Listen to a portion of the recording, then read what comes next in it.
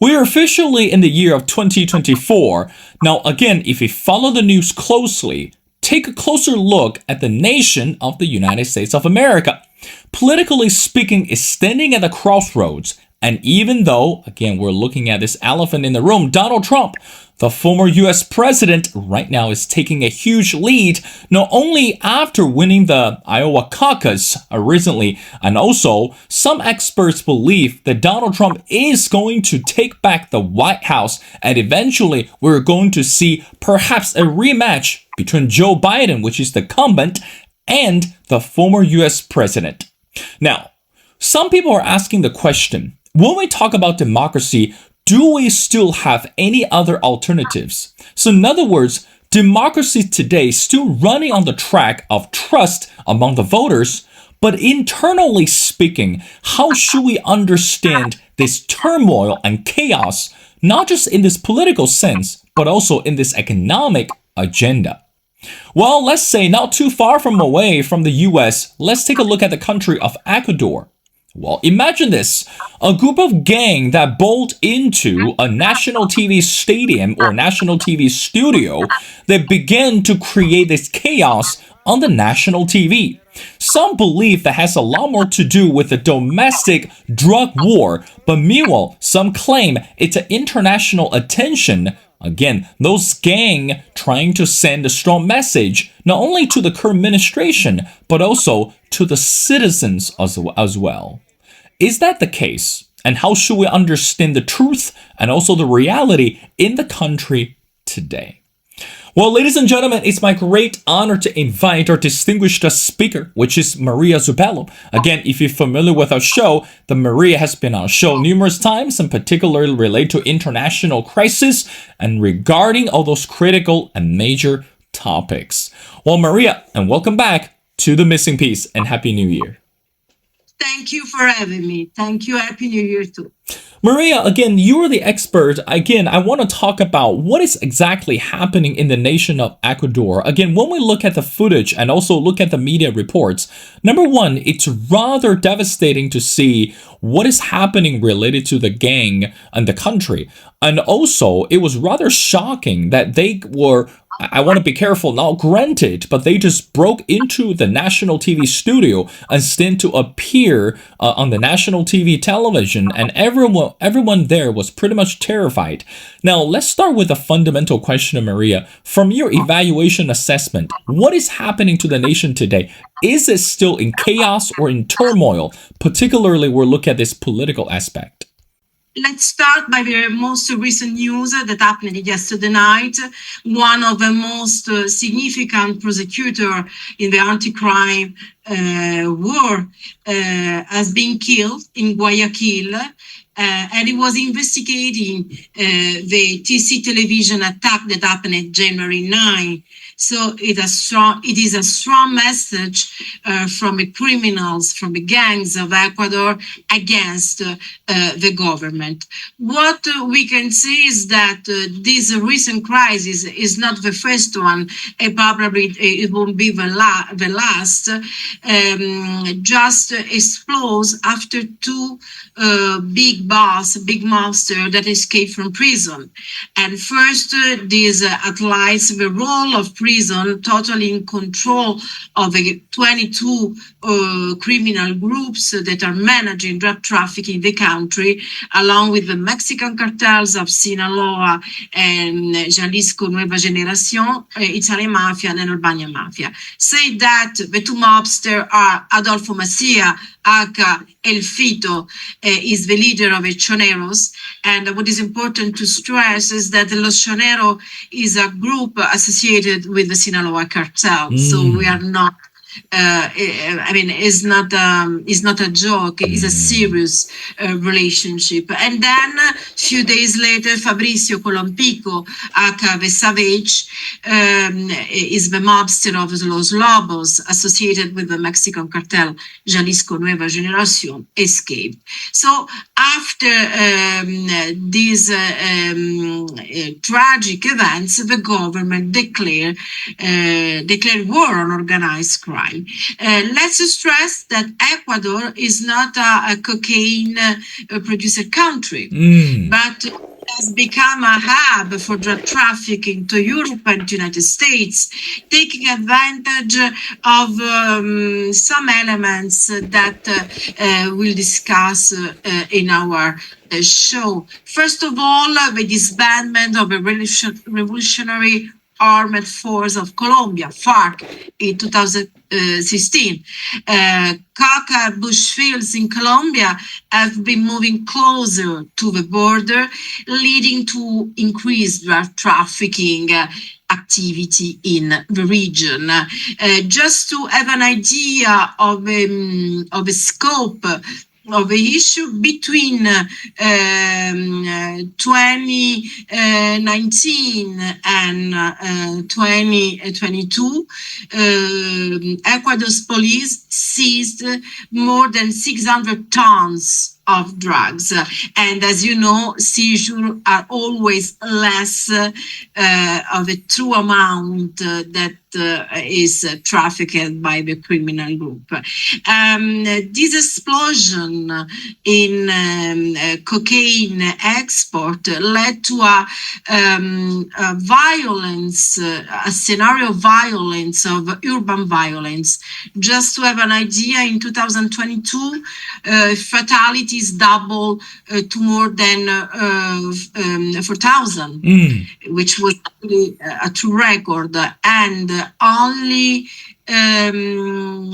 between 2021 and 2022, only in Guayaquil, the homicide rate increased by 61%. These are huge figures that explain and provide us the context. Last August, the situation worsened because one of the presidential candidates, Fernando Villavicencio, was killed. And just to provide some details, he was threatened by Fito, one of the mobs that recently escaped. Why Ecuador was so attractive for international criminal groups? First of all, for its limited territorial extension, and at the same time, for a well-connected road infrastructure that allows cross-border movement in under 12 hours. So it's the logistic, it's easy in Ecuador. Also, its navigable coastal profile enables the launching of vessels from any point. And we have to add that we are facing a lack of robust control over its border. Just to have an idea, only 2 ports in the country have scanners: the ports of Manta and the ports of Pozoria. So it's an heaven for drug traffickers because they go totally undetected. A second reason is the dollarization of the country, and at the same time, a low banking penetration that made it easier to carry out illicit activities, and most of it money laundering transactions. So it's appealing because you can buy drugs, send cocaine, and making money laundering operation. Just to have an idea, the figures are about $3.5 billion laundered only in 1 year, 2021, which is huge, as you can imagine. But why criminal groups came to Ecuador? There are some events that is important to stress. First of all, in 2009, the president, Correa, decided to offer universal citizenship, which means that visa for entry into the country were abolished. As you can imagine, a lot of bad agents took advantage of this measure, mostly the Albanians that were looking for new territories, new crime hubs to expand their criminal expertise. And in Ecuador, they try to replicate the same pattern that they use in Europe. As you know, the Italian mafia and 'Ndrangheta is the main actor managing drug trafficking in Europe. And 'Ndrangheta use Albanians as an asset to operate in region where it's hard to operate because Albanian mafia is known to be very aggressive, very violent. So it's a perfect army for 'Ndrangheta. And just to have an idea, in Ecuador, we don't have 'Ndrangheta brokers living there. You can find them in Brazil, for example, but not in Ecuador. In Ecuador, 'Ndrangheta prefer to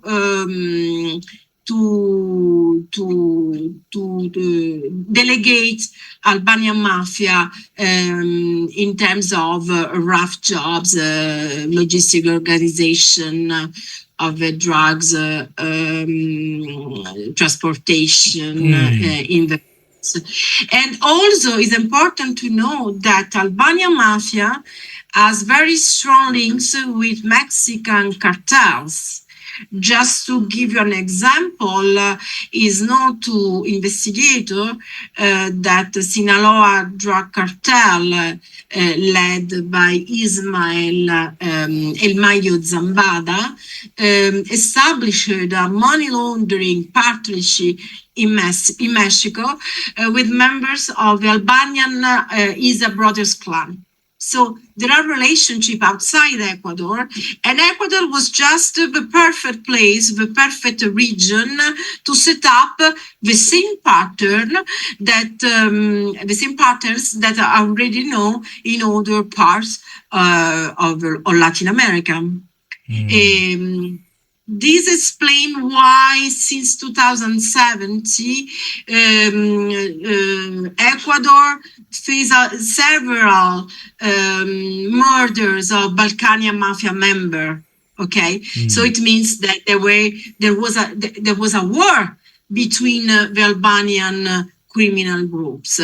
But now the crisis that we are seeing now is a crisis that has been organized by local groups. And in my opinion, is my personal opinion, mostly I'm speaking about 'Ndrangheta because I know very well their mindset. Usually Italian mafia now, today, not in the 90s when involved itself in massacre and very, very violent events. But now 'Ndrangheta is replicating in all around Latin America the same pattern. It's a kind of business company that wants to make business in a silent way. So they don't want chaos, they don't want mess, they don't want murders.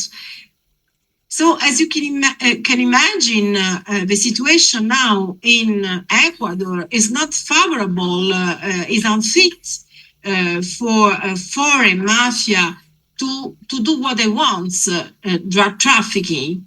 So what we can expect in the future if the chaos will continue, and it's continuing because yesterday the prosecutor was killed, I think that all these groups will move better. They're already present in Brazil, but they will move better and in an easy way to Brazil.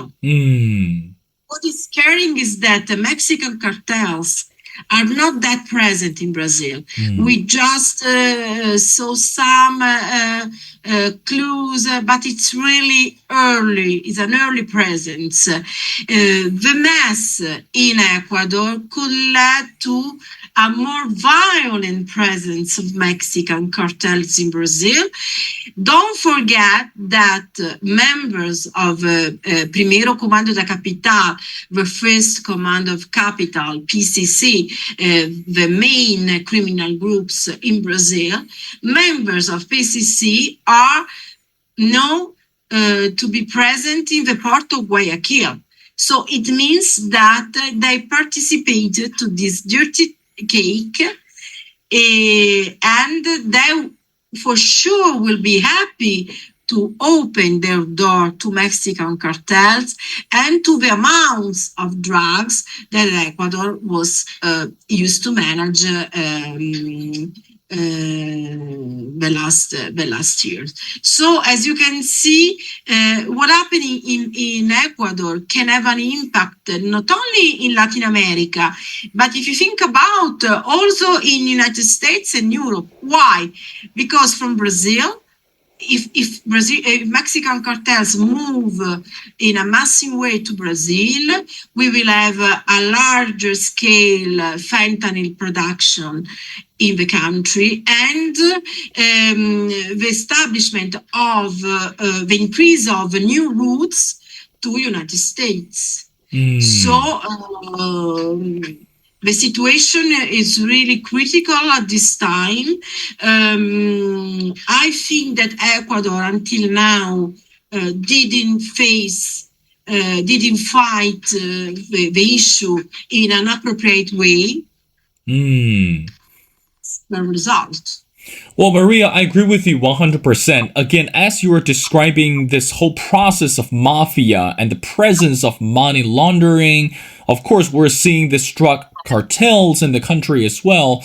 Again, just based on your description, it almost looked like we're watching this Hollywood Mission Impossible episode. But in reality, we know it's actually, as you mentioned, it's critical and also threatening to the country.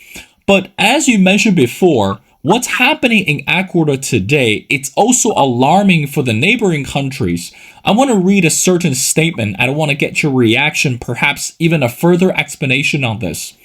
It says, and I quote, Ecuador's descended into chaos has alarmed the region, especially neighbors Colombia and Peru. Again, recently, the latter declared a state emergency on its border with Ecuador and deployed an unspecified number of troops there. Colombia, which shared a porous border with Ecuador in the south, expressed concern about the security situation, end quote.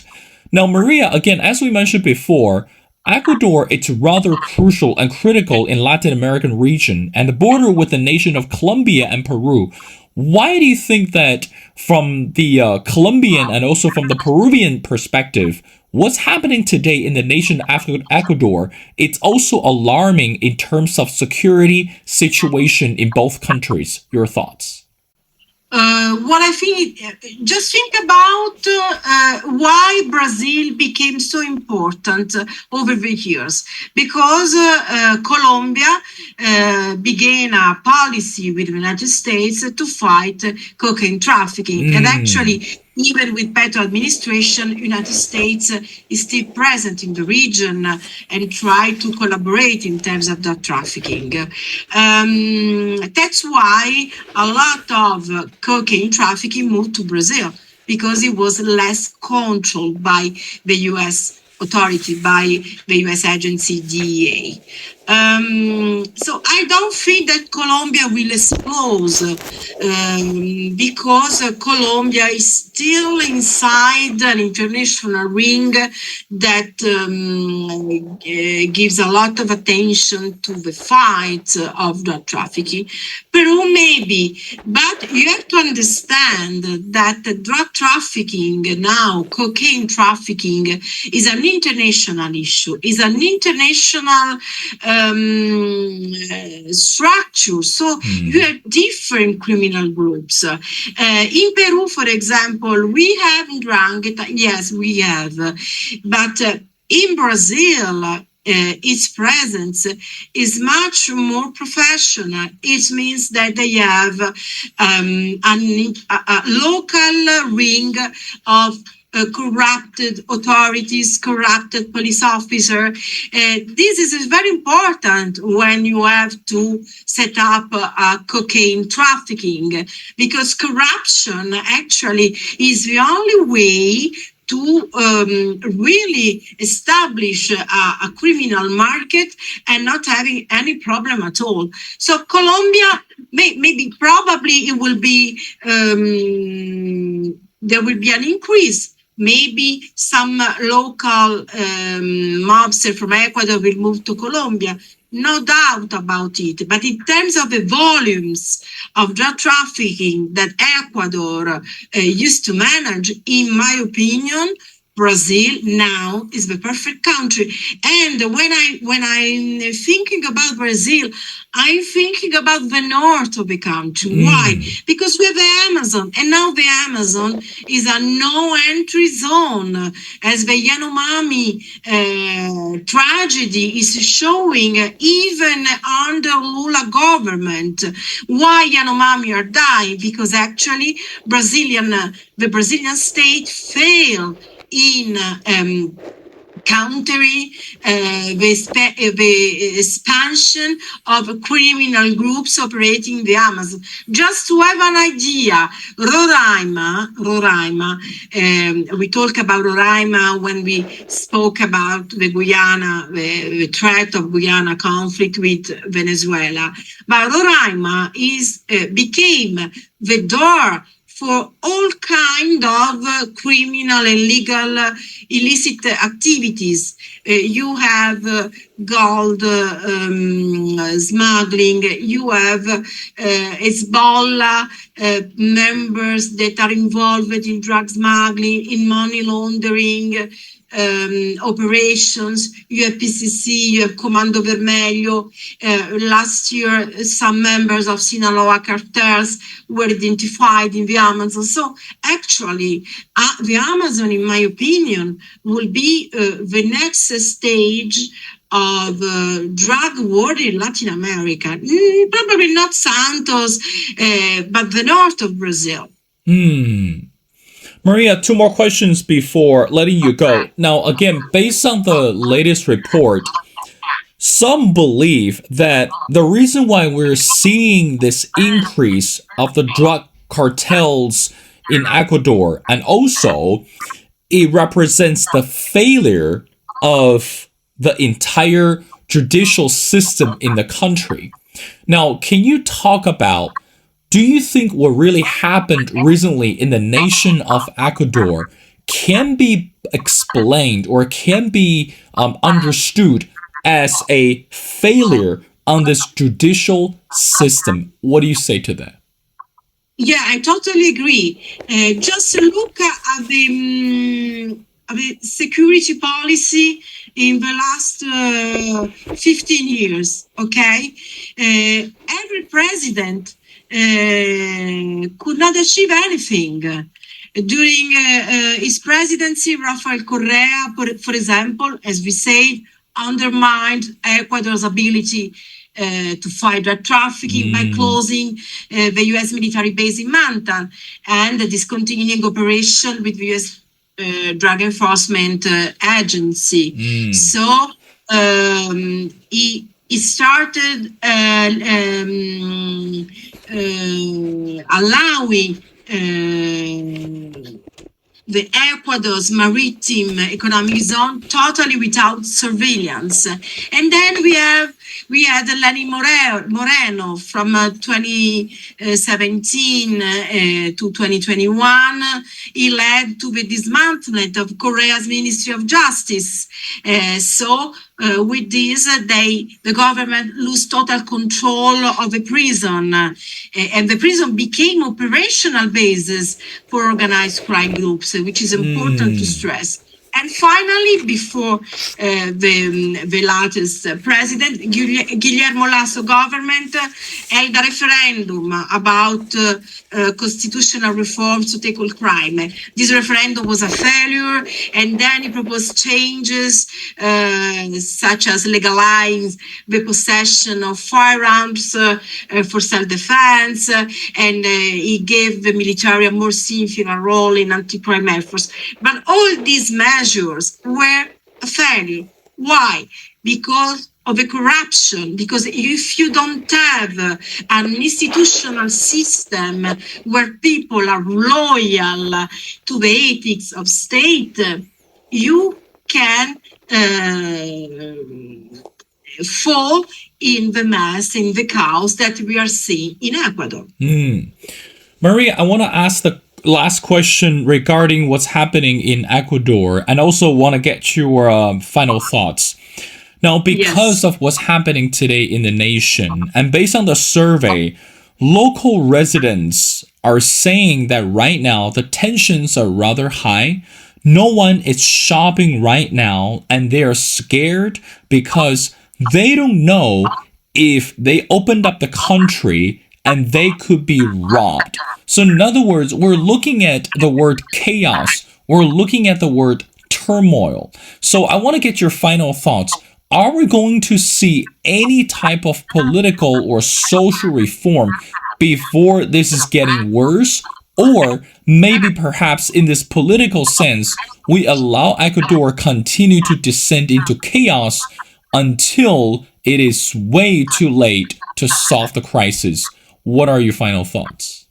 I suggest all the international countries that are serious anti-criminal policies to give a contribution to Ecuador, because this chaos can lead to an immigration, uncontrolled immigration flows to United States, to Europe, because if we saw it with the Asian situation. When you have a chaos in your country, it's normal that people want to flee the country because their daily rights are not respected. So this chaos can develop into very, very bad things.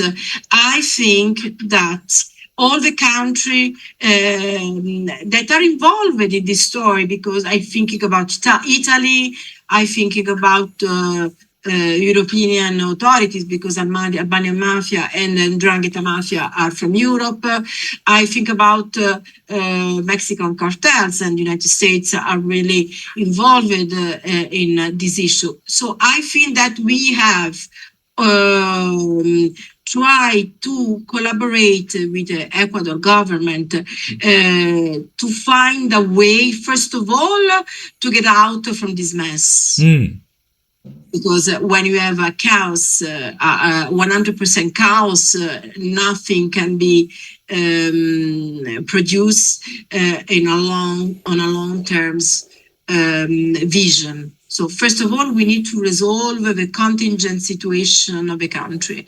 And then I think that is important to have an intelligence work cooperating with other countries like Brazil, Peru, Colombia, to understand what are the flaws and how they can be stopped. I think again... Also, a last thought, because I believe in it. Sure, go ahead. That behind all this story, okay, you have the single cocaine consumer, okay, that lives in New York, in Milan, in Paris, in London. I think that if we bring this message that behind your 4 grams of cocaine that you use for entertainment on Saturday night, you have all this chaos, all this despair, maybe things could really change. Well, I mean, again, Maria, as we mentioned before, when we look at what's happening in one country, should not be single-handed explained just by domestic political chaos. I mean, it links to so many international concerns and links to so many international relationships altogether. But again, we hope and I pray that in this year, that Ecuador, this political stability and this social stability and should be restored. And most importantly, as we mentioned before, democracy, it's not just a concept, it's not just a word, it's actually the actions behind the promises from the government, from the officials to the citizens. Well, again, ladies and gentlemen, it's my great honor to have Maria Zuppello back on the show. Again, we really appreciate your insight, analysis. We'd love to have you back on the show for our future episodes, and also as we continue to follow what exactly happening or will happen to the nation of Ecuador. So, Maria, thank you so much for doing this.